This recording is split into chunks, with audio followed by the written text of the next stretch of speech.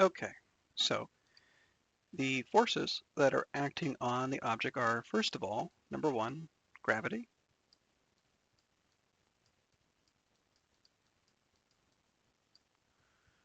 Which we'll designate as F sub g, like this.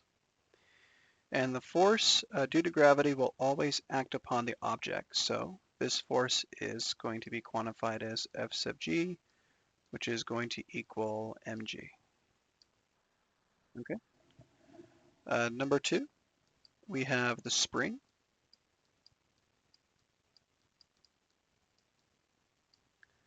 Which is going to be F sub s. Okay. And we are going to assume that Hooke's law will govern the force that the spring exerts on the object. This force will always be present as well, and it's given by the following. F sub s equals negative k times capital L plus u. Okay? And Hooke's law tells us that the force exerted by a spring will be constant if k is larger than 0 times the displacement of the spring from its natural length. Okay, and that's what our equation is giving us. So for our setup, the displacement from the spring's natural length is L plus U, which is given here. Okay, and the minus sign is in there to make sure that the force always has the correct direction. Okay, so now let's make sure that this force does what we expect it to. If the object is at rest in its equilibrium position, the displacement is L, and the force is simply F sub s equals negative KL. Okay, so let me go ahead and write this down. If the object, okay, if the object is at rest,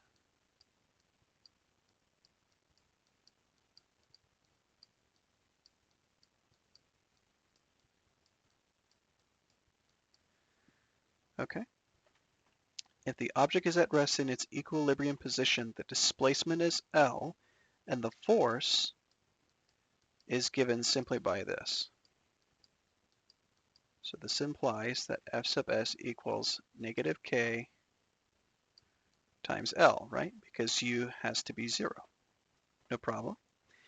And that will act in the upward direction as it should, since the spring has been stretched from its natural length. Okay? Now, if the spring has been stretched further down from the equilibrium position where U was equal to 0, then L will be added to some U, and that will be positive, and then the force F sub s will be negative, acting to pull the object back up as it should be. Okay? So next, if the object has been moved up past its equilibrium point, but not yet to its natural length, then U will be negative, but still less than L. And so L plus U will be positive, and once again, F sub s will be negative, acting to pull the object up. Okay, so let's go ahead and draw a few of these besides me discussing them verbally. So first of all, if the object has been stretched further, so let's go ahead and write that down as a possibility. So here's one possibility. If the object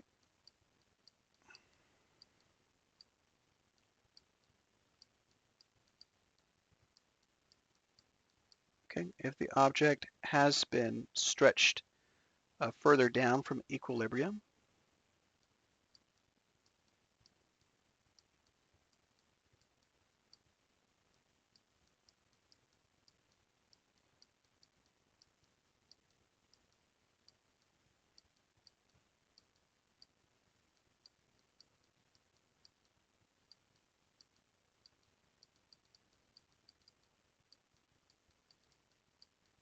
okay? So if the object has been stretched down from equilibrium, the position L plus U will be positive, and I'll just designate that with a plus sign, will be positive, and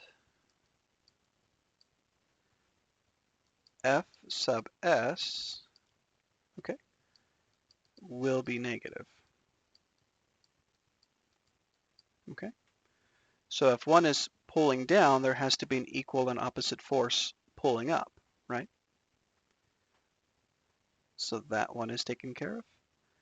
Now the next one is if the object has been moved up past its equilibrium point, but not yet to its natural length. Okay, so what does that mean?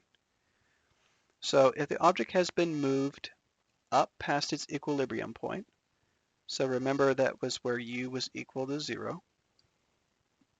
So that means the object is up above, right? And here is our spring that's attached to the ceiling. Okay, so if the object is moved up past its equilibrium point, but not yet to its natural length, okay? So it hasn't reached its natural length yet. It's less than its natural length, which was little l, okay? Then in this situation, u will be negative, okay? Which is the equilibrium position. And it will still be less than L, okay? So in this case, L plus U, all right, will be positive.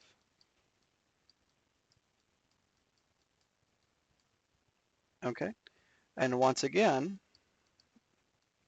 force from the spring will be negative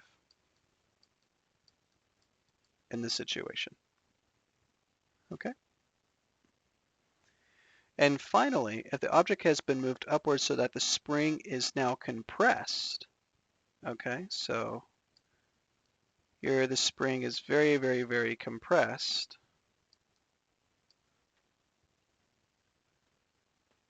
then U will be negative.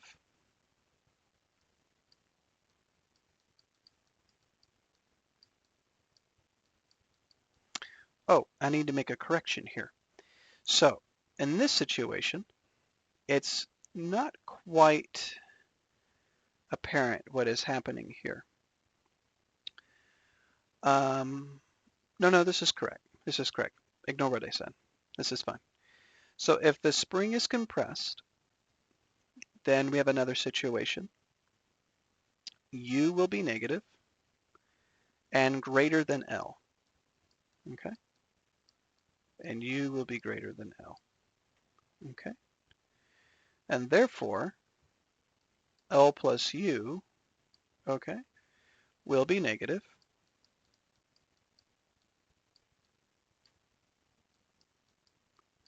Okay, so if L plus U is negative, guess what the force from the spring has to be?